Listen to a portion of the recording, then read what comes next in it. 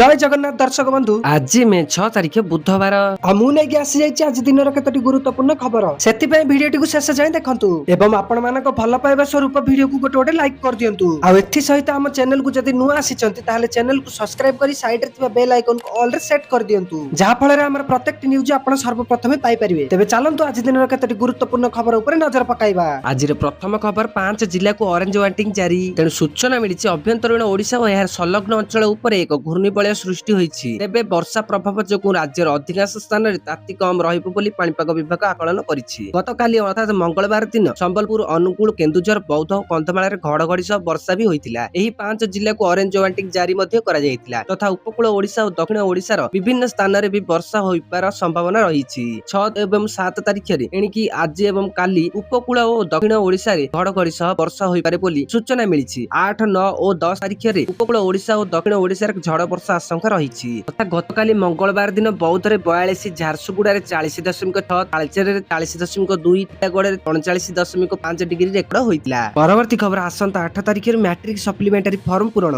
तेणु सूचना मिलिछि matric supplementary परीक्षा पई 8 तारिख रु आरंभ हेबो फॉर्म पूरण। मे मास 18 तारिख जाय फॉर्म फिलअप प्रक्रिया चलिबो। गत हाई स्कूल सर्टिफिकेट परीक्षा रे अकृत कार्य होइतिबा छात्र छात्री माने सप्लीमेंटरी परीक्षा पई एहार सुजोग नै परिबे। सेहि परि मैट्रिक परीक्षा फल को नै जे परीक्षार्थी मन रे असंतोष रहिछि से माने चाहिले रीचेकिंग किंबा एडिशन लागि आवेदन करि परिबे। एथि पई 21 तारिख रु आवेदन करि हेबो। मैट्रिक माध्यमिक शिक्षा परिषदर वेबसाइट जरिया रे छात्र छात्री माने ऑनलाइन जरिया रे आवेदन करि परिबे जहा लागि निर्दिष्ट देय देबाकू हेबो। मे मास 22 तारिख जाय एही आवेदन करि हेबो बोली बोर्ड तरफरु विज्ञप्ति करा जायछि। परवर्ती खबर 23तम किस्ती पाइबाकू चाहुथिले करंतु एही काम तेणु सूचना मिलिछि प्रधानमंत्री किसान सम्मान निधि योजना 23तम किस्ती संपर्क सारा देश रे चाषी मानक मध्य आशा वृद्धि पाउछि। देशव्यापी हजार हजार चाषी परवर्ती किस्ती पाई अपेक्षा करिसेंती किंतु पूर्व किस्ती प्रकाश पाइबा पर आगामी किस्ती लाभ पाइबा पाई चाषी माने समय मध्य समस्त आवश्यकता औपचारिकता पूर्ण करने अत्यंत जरूरी। प्रकृत में छोट छोट त्रुटि एवं असंपूर्ण सूचना जोगु बहु संख्यक चाषी पूर्व किस्ती मध्य अटकी जाइछि। एथर एपरी छोट छोट भूल न करने को चाषी मानक परामर्श दि जाइछि। तेणु आसंतु जानिबा किसान सम्मान निधिर 23तम किस्ती जारी करने पूर्व चाषी माने केउ पदक्षेप गुड़िक पूरण करने को पड़िबो नचेत सेमानक अकाउंट रे टंका जमा हेबो नाही तथा छोट छोट भूल बनुछि बड़ कारण। एही योजनार पंजीकरण प्रक्रिया समय रे प्रायतः एपरी घटे जे आधार नंबर बैंक अकाउंट विवरणी किंबा अन्यान्य जरूरी सूचना भूल भाव प्रवेश करा जाए किंबा असंपूर्ण रही जाए। फलस्वरूप किस्ती पेमेंट चाषी अकाउंट को स्थानांतरित होई न थाए।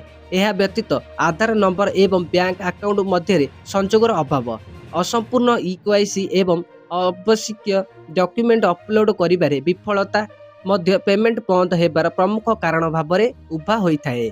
एपरि परिस्थिति रे चाषी मानकु आउ कोनोसी एजेंट किंबा व्यापक बाह्य सहायतार आवश्यकता नाही। चाषी माने एबे योजनार सरकारी वेबसाइट को जाई सेमानकर सूचना अपडेट करि परिबे। अपडेट विवरणी विभाग किंबा वेबसाइट रे उपलब्ध प्रासंगिक विकल्प माध्यम रे आधार विवरणी की बैंक अकाउंट सूचना एवं अन्यान्य विवरणी रे संशोधन करा जाई परिबो। एहा सहित आवश्यक डॉक्यूमेंट मध्य अपलोड करा जाई परिबो। ईकेवाईसी एवं आधार लिंकिंग मध्य बाध्यतामूलक। प्रधानमंत्री किसान सम्मान निधि योजनार लाभ पाइबा पाई ईकेवाईसी पूर्ण करिबा बाध्यतामूलक करा जाईछि। ईकेवाईसी पूर्ण न करी कौनसी चाषी योजनार आर्थिक सहायता पाई परिबे नाही। एहा सहित जनकर आधार नंबर को सेमानकर बैंक अकाउंट सहित लिंक करिबा मध्य बाध्यतामूलक कारण पेमेंट सीधा सड़क लाभ स्थानांतर माध्यम प्रदान करा जाए।